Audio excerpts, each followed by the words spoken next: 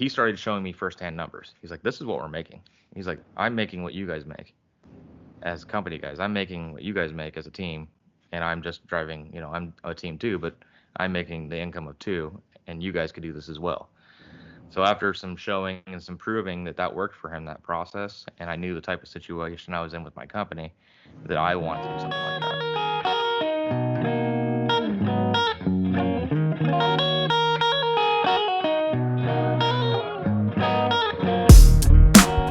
Kyle and Danielle, right? Yep. Commonly known as Nevada. Nevada Trucking. What's your YouTube channel name? Nevada Trucking and Trails. Nevada Trucking and Trails. Why did you guys go with that name? Well, we like off-roading. We like going and exploring. So the trails part is we got a Ford Raptor, and we'll go out and we'll hit trails and, go camping. And that's kind of like what we do in our free time. Yep. So the trucking is the majority of the channel because we're always trucking.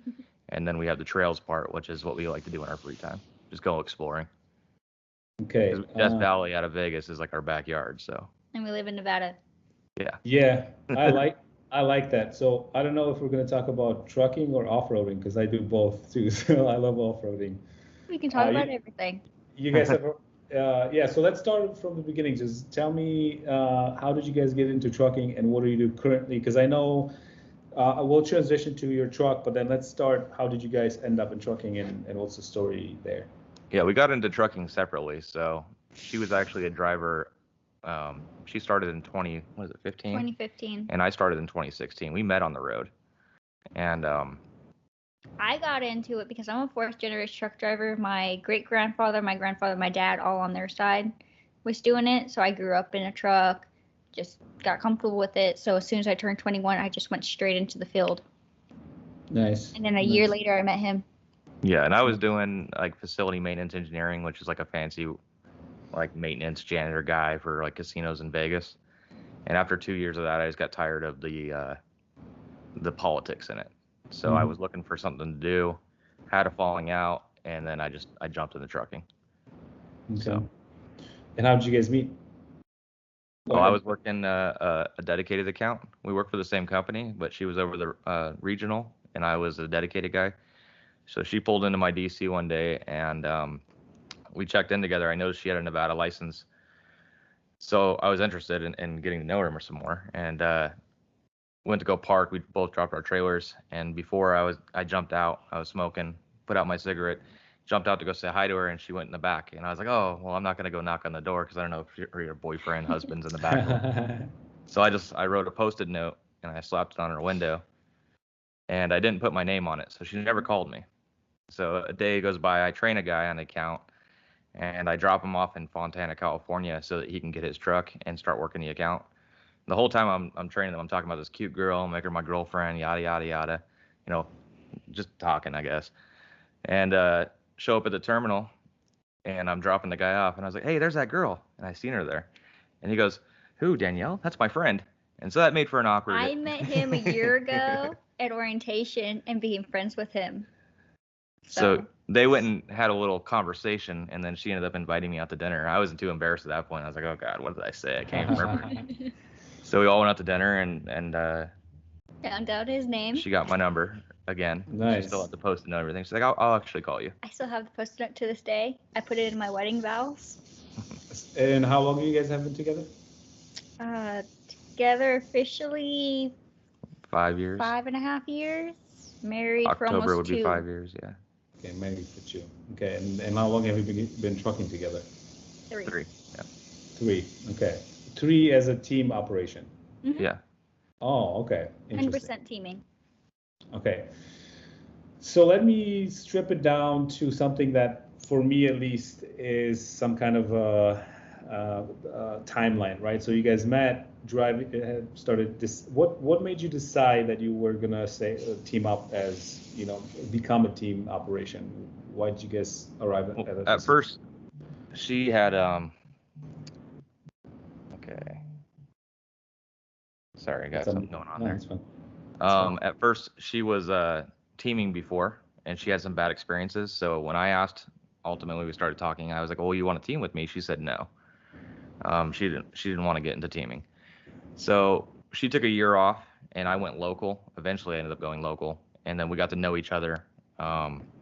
After a year, we decided to leave California, and I asked her again, well, why don't we just, since we're relocating, we're going to have to change jobs anyways, why don't we throw our hand at the team thing? Mm-hmm. If we don't like it, we could always go back to doing whatever, we're doing.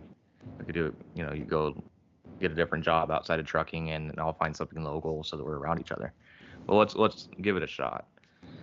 And so we had one company we went to, it was reefer. We were doing like 2,200 miles a week, and we're both the type of driver that does not like to sit at truck stops. Like we're out there for money, not to sit at truck stops, and that's what we were doing. So we like the hustle, not the sitting. they ended up, the money was decent, but they ended up lying to us about something, and we caught them in a lie. Like the shipper was like, they didn't say that. Here's the email. This is what time they said you'd be here. And we were like 3 hours after that. So we ended up having to wait all day, getting late and all this stuff. So we left that company, and we've been with the same company ever since. With the new company that you joined after that bad one is the company that you've been with for. Okay, so how big is the company? Could you tell me a little bit more? It's like roughly 50 trucks. Okay. Between owner operators and company guys, 50. It's like a 50 truck operation. Probably, if that a little bit more trailers. Yeah. It was guaranteed $1,600 a week and 60 cents a mile starting, and that was each driver. So we were getting $3,200 guaranteed a week. That's one big thing that I preach when like going out over the road. If I'm going out over the road and you're willing to guarantee me a salary, that's how I've 90% of the time. That one company we went to for 30 days before that, we didn't have a guarantee, and then we realized let's go back to that because it's always worked out. And so we were guaranteed $1,600 each, and then slowly every year we were getting little raises all the way up until we reached at $1,700 a week, 74 cents a mile. At that point we're making about $5,000 a week between the two of us. Nice. So you decided, okay, this is not enough. We want to get into owning our own truck. Is that correct? Is that where you guys at right now? As far as what made you go into, hey, let's buy our own equipment, or let's try to figure out how to be owners, if that makes sense? Yeah. So I've always seen like the guys that are like, oh, I own a truck, the Swift guys, the Warner guys, whatever, and they're saying, oh, I make it $1,200, $13 a week. And I'm like, I'm making more than that. But like, yeah, but we own the truck. For me, it was never worth it, right? My little brother saw how well we were doing in trucking, and he followed in the footsteps, and he went out, and he, after about 6 months, actually did a full maintenance lease with a teaming with a friend of his. He started showing me firsthand numbers. He's like, this is what we're making. He's like, I'm making what you guys make as company guys. I'm making what you guys make as a team, and I'm just driving, I'm a team too, but I'm making the income of two, and you guys could do this as well. So after some showing and some proving that worked for him, that process, and I knew the type of situation I was in with my company, that I wanted to do something like that. So I walked into the boss's office and I said, hey, just so you know, we're considering getting into owning a truck, and do you lease guys on, because we don't want to go anywhere. We want to stay here working with you. We have a good relationship. We don't want to jump out there and just do something random. If it's possible, we'd like to be here with you. Otherwise, I was looking strongly at my brother's company. Yeah. And he said, yes, absolutely. And he said, we do lease on guys. As a matter of fact, if you guys pick out a truck, I'll buy it for you, whatever truck you want. And I said, well, I want a 389. And he just said, just find one you want, let me know, and I'll send the check, and you guys can go pick it up.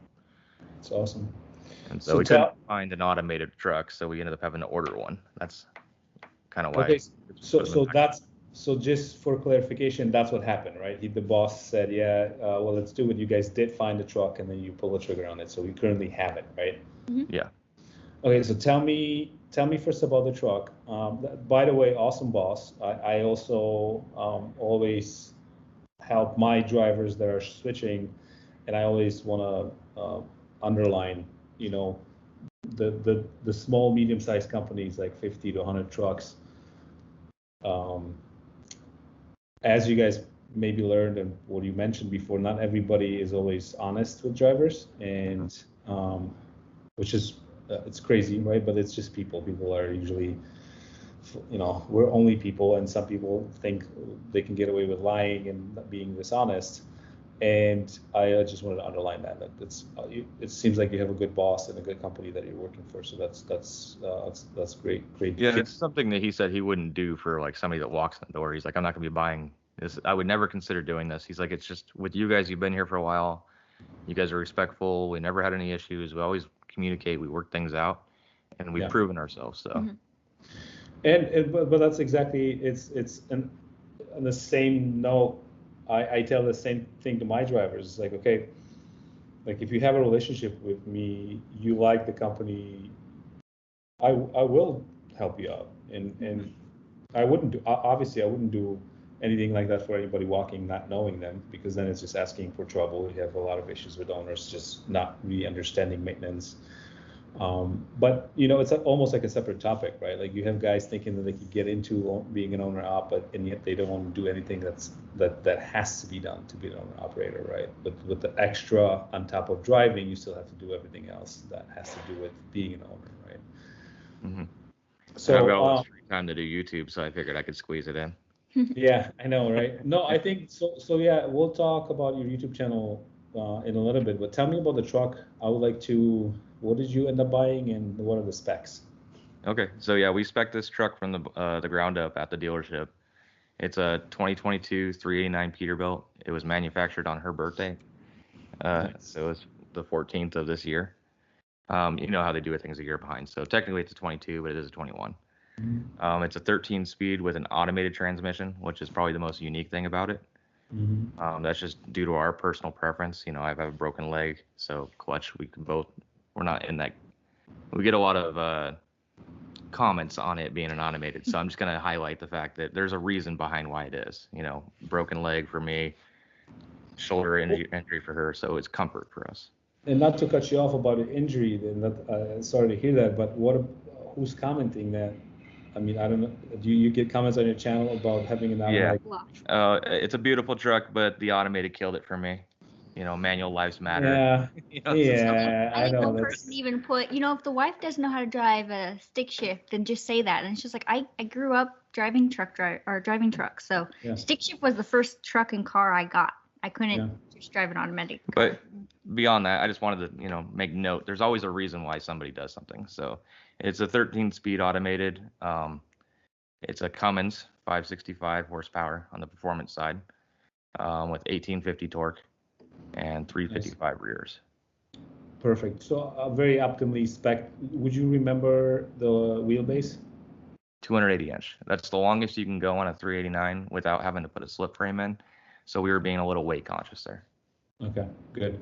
And what type of work are you guys usually doing?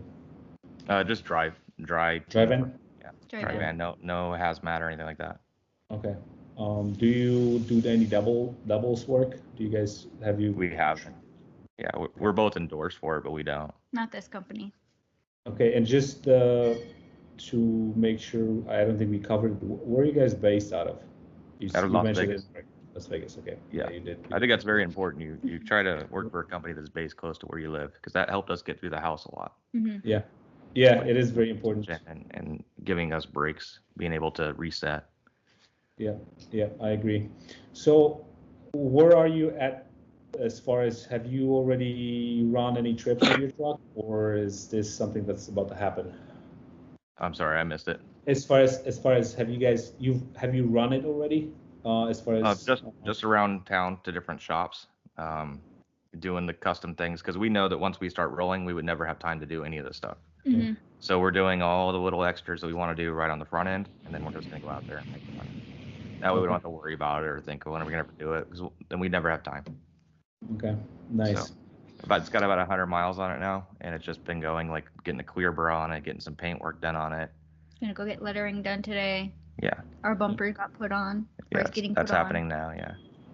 Okay, so that's a very interesting approach as far as, your company helping you buy the truck. Did you have to whip out any down payment for it, or is it just straight payments?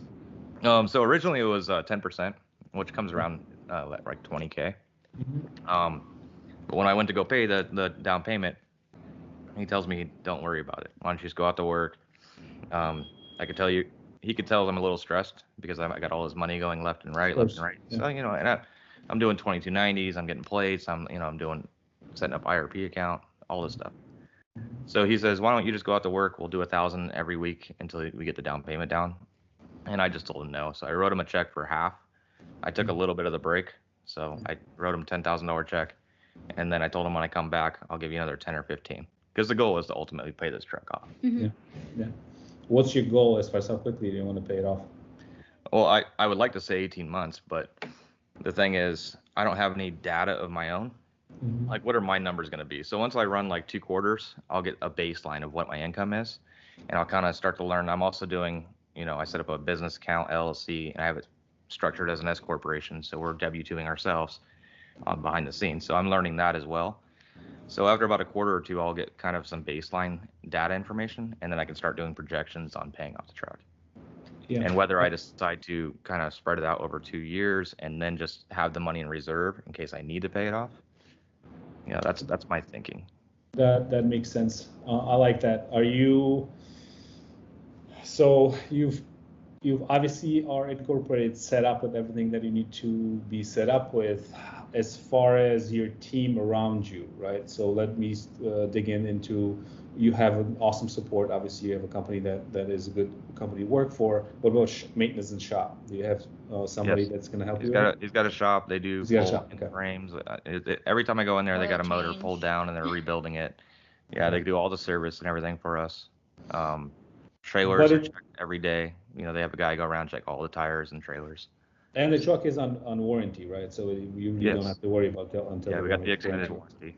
So we're covered for 5 years, 500,000 miles, which will definitely hit the miles in probably 2. Yeah. Nice. And then what does that cover? Everything? Emissions too? Yeah. So it does cover emissions. I wish I would have had that pulled out in front of me. There's a huge list of what it does cover based on everything. I should probably do a video on that and kind of go over that, but it basically states everything that's going to be covered under that warranty, item for item. Okay. And what are you anticipating as far as your weekly? Let's talk about maybe weekly revenue. What are you anticipating your gross income? What do you think you're going to be able to?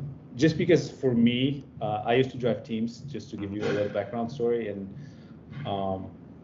and my dad used to have a business that was 5 trucks, only teams. So I'm very experienced around teams, and I've been teams myself. I've been driving teams for some time, and so now from the owner operator standpoint, right? What are you trying to crunch some numbers? Are you anticipating trying to hit targets? Yeah, based on what I call secondhand information, our goal is to gross around 15. We want to net 10.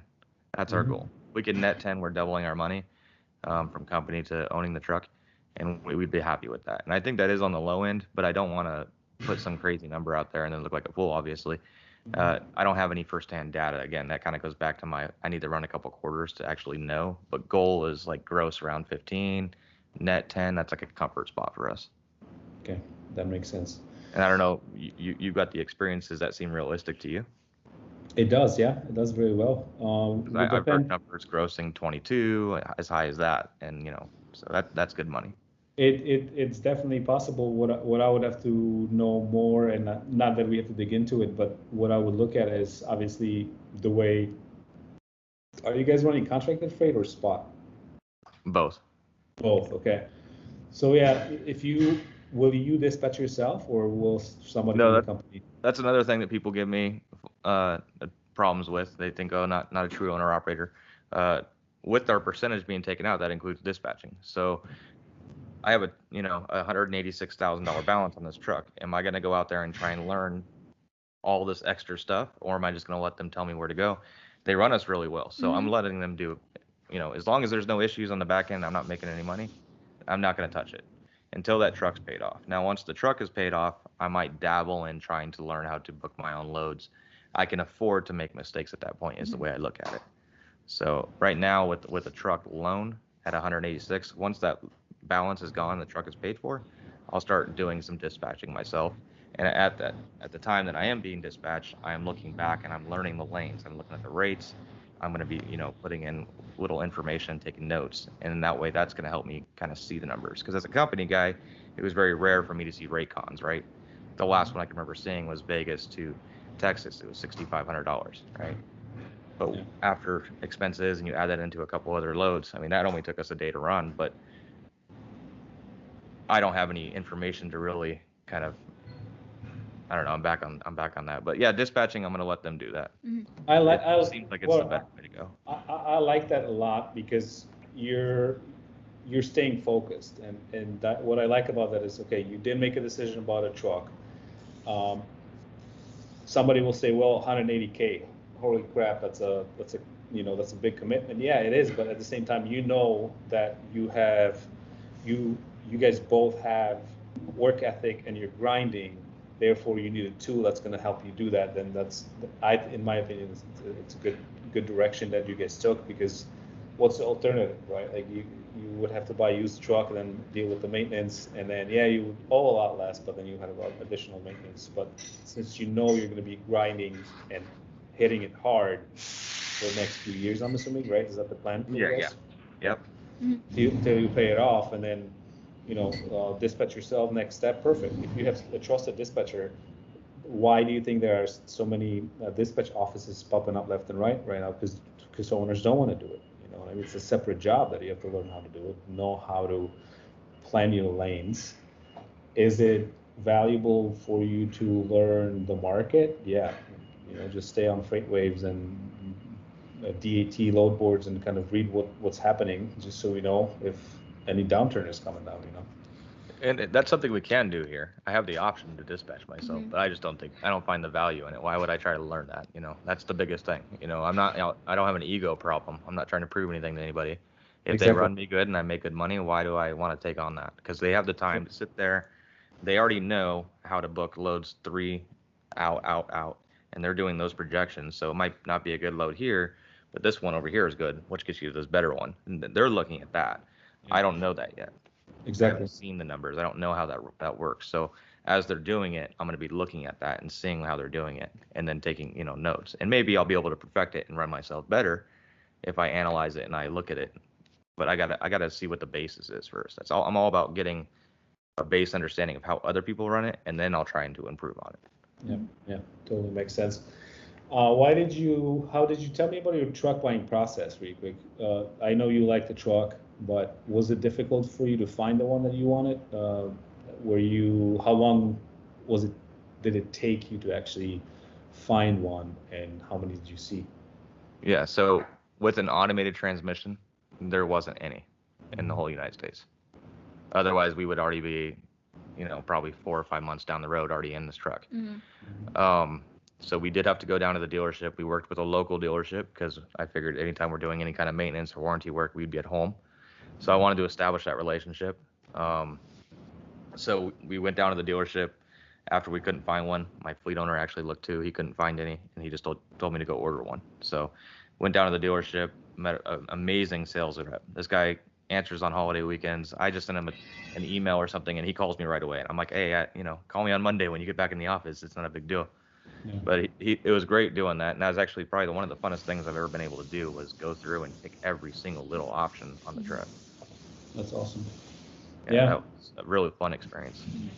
Have you shot a video already on your channel showing off the truck? Yeah. It's not something I built up. I kind of just share as I go. So if you go on my channel right now, there's, I think, 3 different videos, one at night where I haven't done one with my nice camera yet, which I'll do like an official production one where I go through and talk about all the specs, the final cost, all the upgrades. But there's stuff showing it off. It's not like a secret or anything. So is your channel are you going to reveal all that information as far as your learning experience and what you guys both are going through on the journey? Yeah, that's the point of the channel. My point of the channel is to show that's the problem I think with YouTube, is everyone likes to boast. Everyone likes to say that things are better than they actually are. Yep. And I am not in the business of doing that. I'm in the business of just telling you exactly how my process works, coming from company, what I think of 1099, all that stuff. I share everything that I've experienced, because a lot of people have opinions, right? Aftermarket warranties are horrible. Then you get the one guy that steps out and says, well, I got one. and it just covered this $10,000 bill, and I'm not out it. So that's why I kind of focus on just, not trying to boast, but trying to get just whatever the information is, I share it. Basically, every month he goes over our numbers we made and shows people the actual numbers we make every month. I like that. Not afraid to share. Yeah, and I need to start probably pointing this out more too, is that we are experienced drivers, and somebody kind of pointed this out to me, is that, or people keep asking, can I come out and, work for your company? And I was missing the point. People are thinking they can come out and just make this money right off the bat. And trucking is something you got to put your dues in, right? 1 year, you're getting your experience. 2 years, a lot of doors open up. 5 years, almost all the other doors open up. You have to be 2 years experience to join our company. But I tell guys all the time, don't be afraid. If you see an ad that says 6 months experience, go get your CDL through the school or whatever. Then call that company up and just say, hey, I'm a hard worker. This is my character. See if you can get a walk into the interview and just say, I don't have that 6 months, but if you give me a shot. If people are going to take that much initiative to walk into a company that says they need 6 months, somebody might give you a shot. You do it enough times, you're going to get a shot. It happened with my little brother. Yeah, but see, you touched on patience, right? Everybody wants to make a lot of money right away, and that doesn't happen like that. It's not only patience, but you have to put the time in and learn. And what you guys are doing, I was doing in 2010 when I was driving, was just educating myself about trucks and trucking, what moves I want to do and how I want to do it.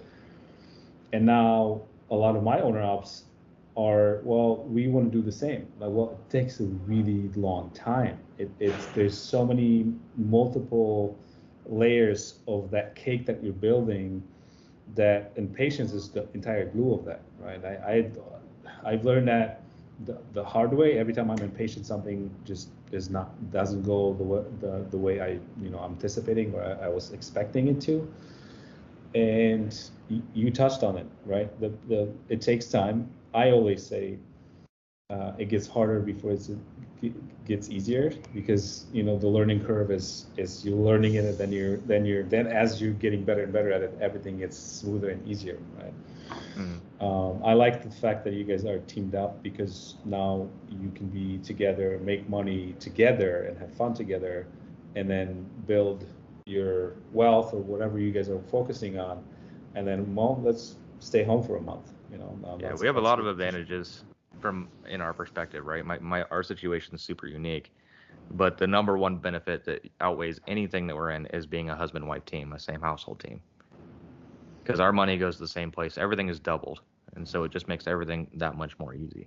Do you ever get sick of each other? Like, I'm done with that. Not really, actually. Yeah, we get along. I think we get along more on the truck than we do at home. I think we butt heads at home, because she's like, I'm gonna go get my nails done, and I'm like, hey, we got a meeting at 10, and she's like, well, you didn't tell me. Yeah. No, that's something that I always, married couples teams. I've never, my wife raises kids, and I would never want her to be in the truck with me. But when I teamed up, when I was driving teams, it was like, okay, sometimes I was with somebody that I was like, that's not gonna work. I have to figure out a different. I was in control as far as hiring for those positions, so I could swap drivers out. But yeah, I think the thing with teaming is if you're going to get into a team, the number one thing is patience. You have to be a team. And so if she messes up, I don't come out yelling like, wow, the bumper, right? It's already happened. We're going to have to figure it out. I come out and I say, okay, what happened? Okay, let's get the situation fixed. I'll fix the situation, or whatever the case may be. I'm just using an example. And then afterwards, I'll approach it like, well, what could we have done to make this not happen? Right? I step in and I be the safety guy for our own company, our own relationship or whatever. And then we just talk about it. And then, I don't try to make a stressful situation more stressful. I wait and I approach it and I think through how we deal with issues that would come up. And that's been, you have to do that with, let's just say it was you and a buddy driving too. You can't come out and start yelling at the dude, and it's going to turn into a shouting match. And then you guys aren't going to want a team anymore. You have to be a team. Exactly. Yeah, but it is a delicate, it takes two to tango. And if you're working on establishing a relationship with your teammate, and the other guy, I'm just trying to summarize my experience, and I can tell you usually it's harder than it's easier. That's why I think if you're a team, husband and a wife team couple, that's probably the best solution to that, right? Because you can work well. You guys can also design time separate from each other, right? It's not like you're locked in. When you're home, you can go, Yeah. trips. At the end of the day, what benefits her is going to benefit me. That's the difference between same household team versus like partners, right? It's in my best interest that she succeeds and that she does well, and same for her, for me to do well. We're not like jabbing at each other or have that conflict. Well, she's just going to go out there or he's just going to go out there and do his shift, and then when he's done, I'll go out there and I'll do mine, and I'll make my money, he makes his. Yeah, you start getting into weird dynamics like that. Yeah, exactly. That's awesome. Because we get burnt out too, Yeah. I was gonna tell you how you guys. I was gonna ask you how you guys are. What's your method for burnout? Like when you guys get. Number one, if you want to avoid burnout, a lot of guys do this in teaming. Is they'll go out, they take their DOT clock, they run, switch. There's no sleep cycle. So what we do is we're in Pacific time zone, so we pick Pacific time zone. We'll set the truck clock into Pacific, right? So we always see what time it is in Las Vegas, California. So at 3 p.m, I stop driving. I don't care if I sat at the door for 8 hours. At 3 p.m, I'm done. That's her shift. Now she's driving. So she's 3 until 3 a.m. And then at 3 a.m, I wake up and I take over. It doesn't matter if I drove all day. It doesn't matter if she sat all night. And if she sits at a truck stop at night, I wake her up. She sits there. She gets on her phone. She calls her sister. She does something to stay up and stay active. Having a sleep cycle is the number one important thing to being a successful team. Now, you still will experience burnout. But if you do the DOT run, you're going to experience burnout after 2 to 3 weeks. Whereas if you're doing it this way, you could run for 6 weeks and then take a week off, and that's going to be a complete At least cycle. That's how we do it. I 100% agree with you, and that exactly right. The sleep cycle, and I couldn't do it because we were on dedicated lanes, and every time something went wrong, we just had to keep moving, and that's probably the number one killer of a team operation is when you don't have a choice but you have to run, and that wears everybody out. And I love what you guys are doing with the set times for you to take over. If you set that time, that it doesn't matter. The truck will always continue to move. It just matters who's driving it at what time. Right. That's all you're designating. Because let's just take a 12-hour window, right? That's what we do. It's 11 hours of driving. There's a 15-minute pre-trip. There's a 30-minute break. What does that leave you? 15 minutes of burn? Yeah. What else? It keeps coming to the tip of my tongue. There's something else I wanted to mention. It'll come back to me. Yeah. What I was going to ask you is, one thing. So I want to, as we're wrapping it up, I wanted to touch on a couple more things. Is what advice would you give to somebody that is a married couple or partners that are thinking about going into buying their own truck? What are some of the key tips that you guys learned that you would like to share with them? What do you think that is? Do not do a rate per mile. Always do a percentage. That's my recommendation. Make sure that the fixed costs are reasonable. You're not getting charged for everything, because if it comes to a point where you might as well be at an 80-20 carrier versus somebody who has extremely high fixed costs. Now, if you're a runner, fixed costs aren't going to be as more of an issue. Like if you want to be home on the weekends, you're probably looking more towards an 80-20 carrier. But if you're a hard runner, the higher percentage you can get is going to be better, in my opinion, even with fixed cost, because those fixed costs will start to stop becoming prevalent once the more you gross. It starts to go down. Exactly. I wouldn't recommend just going out and jumping into a company and just saying I want to, buy a truck and then go to this company. And some companies are set up like that. Me personally, I think you should network with a carrier, someone where you can actually see and talk to the owner of the company. That's if you can get that, it's golden. That's what I have, and it's, that's golden. Or working for you, right? If I could sit down and talk to you, it doesn't have to be a long relationship, but if I could run as a company guy for you for 6 months, get to know how you run things, we get to learn how to communicate to one another, we figure out, do I blow up when we talk, or am I always calm and collective? Do I handle situations? Do I figure out solutions to problems? Am I solving your problem? And then showing you that I can do something and then stepping into buying a truck and working for somebody like that. You gotta, you just want to build a little relationship there. So I think don't just jump into it like with a random carrier. I think if you're at a carrier and you wouldn't buy a truck at that carrier, you should switch to a carrier that you would buy a truck from, and learn how they operate, build a relationship, then do it. Don't rush it. We've been here for 3 years, and that's a relationship over 3 years. We've been through, load issues, breakdowns, all the things that come with trucking. We've done it all here. We know how to handle it.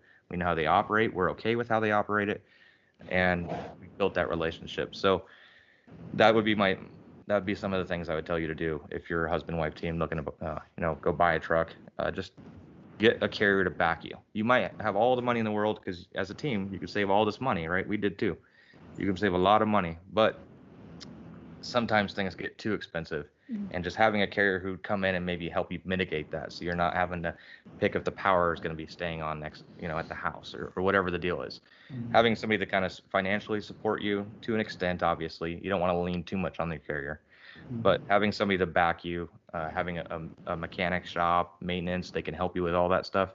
That's going to save you thousands, because if you have to do labor at a dealer, the rate per hour versus your fleet owner who can give you his rate, which is going to be extremely, beneficial. Yeah, I like that. Very true. Last thing is, what do you guys think the industry's missing? What do we need in the industry? Well, I think it's got too many regulations, and at times I think there's not enough. So I mean, we can get away with the 70-hour clock. We don't like the 70-hour clock, because it's still, like, if you're going to mitigate my driving during the day and you want to regulate my sleep cycle, and that's fine, but I shouldn't have to do rolling resets, right? It's just, there's no point for me to only be able to work 70 hours. It's the only industry that you have like a regulation of how many hours you can work in a week, right? I can come home, dig trenches for 10 hours, go deliver pizzas, and go to the casino and, plunge toilets and fix lights and hang wallpaper for 3 hours and get 3 hours of sleep and do it again the next day. There's no regulation against that. But when I step into a truck, I'm 70 hours a week, so that's one thing that I think I would like to see that go away. And I understand what the purpose is it from, but I think if you're out here in a truck, you're not out here to, hang out at the truck stops. You're out here to make money. So come out here and make money. If they're overworking you, then go somewhere that works with you more. That's what I think. Danielle, I want to hear from Danielle. Sorry to cut you off, but is there, from a female driver, is there anything that comes to mind that you would like? Obviously it's a male dominated industry, right? But from your perspective, what would you say would be something that we need or is missing in the industry? Oh gracious. Is there anything that you drive and like, well, because if there's nothing, like if there's nothing that sticks to you every time you go out, then maybe there is no problem. Actually, there's nothing. There is one. I wish they had more fast food or food in general at night. I drive nights, and it is really hard to find food unless you go to the sandwiches or whatever they have prepackaged. So just if they could work with us night drivers a little bit more, that would make it so much easier for me, because I either have to plan ahead when I first wake up to get food and then have it set aside for lunch later, or I just find like a sandwich or something, or hot dog. And that's if they have it, because with COVID and everything, they started changing all those too. Yeah, there goes all the food. Yeah. And some places shut the showers down. That sucked. And I think it's across the board, just a lot more healthier options, right? Exactly. That was always to me very tiring. It was just like, if you didn't pack up or prep food, you just end up usually buying garbage. Exactly. So I mentioned an issue with the hours of service. So that's one thing I'd like to see, but I think the one thing is just the respect for other drivers on the road too. And I know she mentions this too. It's just like, cutting off cars, 4-wheelers, cutting off trucks, that's an issue. It seems like they don't care. So that's one thing. I mean, what can you do about it though? But the biggest issue is drivers on drivers, the road rage sometimes, where, some guy wants to get over here, then he starts swerving into your lane. And it's all unnecessary. So I think that's, or like you see a driver, everyone talks about how back in the day, people used to stop when somebody was broke down. They go over there and they pull out their tool set and they'd help the guy get back on the road. I think the more of that each of us as an individual can do. I've checked on people, I've pulled over, I've done that too. It takes each person to take the time to do that. And I understand we're all on tight schedules, but even just checking and say, hey man, you got cell service, your phone not dead, you got somebody on the way, here's a bottle of water. Just stopping for 2 minutes is not going to kill your schedule. Yeah, exactly. I'd like to see more of that. I agree. So where can people find you guys? What's your YouTube channel? Any social media? We don't do any of the social media. Just our YouTube channel. Just YouTube, trucking, or Nevada Trucking and Trails. Okay. Yeah, we tried awesome. TikTok. Not really a fan of the platform. We might do Instagram or pictures. I really like your approach. I think the more I'm super interested in seeing more vlogging from owners and sharing their experience without any I like how you said it, right? Like you're here to, why would you pretend? Like you're sharing your learning and your experience, and I love seeing that because that's what I do with truckyyoo, and that's what ultimately is helping other people, which is that's what makes me happy, right? And not boasting allows people like you to see and say, hey, listen, because I don't know. I don't have a basis for this stuff. I got to do it to know it. But having you see my honest opinion, you might be able to step in and say, hey, this is what I would do, and you're not making the correct money here. Trust me, I run a fleet. You should be making this, this, and this. There's somewhere where you're getting cut on your income, or, I put a maintenance issue out there. I get people to actually say, okay, this is what my experience with that. It was this, and you could actually get your answers by just being honest. I think that helps because people are going to see what it is, and they're going to say, I've experienced it this way. So it might not be different, but you get a couple different perspectives. Exactly. And there's always many ways to skin the cat, right? What I always say is, even though being an owner operator is, you go into a business, it's ultimately a business. There's many different ways to do it, and many different perspectives and angles and experiences will always help. Even though you will make mistakes, there's no way that you're going to be mitigating all the mistakes. You will make mistakes. Mm-hmm. It's like any other business, right? I would like to have more of sharing of owner ops so the industry gets better. So people share those things without being judged, without being, trolls, calling names. It doesn't matter, right? They can say all they want that you have an automatic transmission. The only critic that counts is in the arena, right? If there's somebody else telling you that an owner ops is like, well, what owner is going to complain about you having an automatic? Like, come on, I'm the one that has to drive it, so I don't. It's like, it's like, no, and it's like, what? And you're a lesser of an owner because you have an automatic? Like, come on, it's ridiculous. Well, I've heard that, and you don't dispatch yourself, so you're not a real owner. Yeah. You don't, you're leasing onto somebody, and without your authority, you're not an owner. I've heard all of these things, and everyone has an opinion, and that's fine. Yeah, of course. Yeah, that's fine. And what I like about you guys is that your channel, I would say, I love following the journey, so I will definitely follow. We'll share your channel on our channel links in the description and in the video. So wanted to thank you guys. I want to wrap this up really quick and appreciate your time spending with me and sharing your experience. I will always extend the invitation further down. I would like to talk to you guys maybe sometime down the road, how you guys are doing, maybe from when you're running. If you're open to that. I'm sure we'll learn the ropes a little bit more. We'll just swing in and do it in person. Awesome.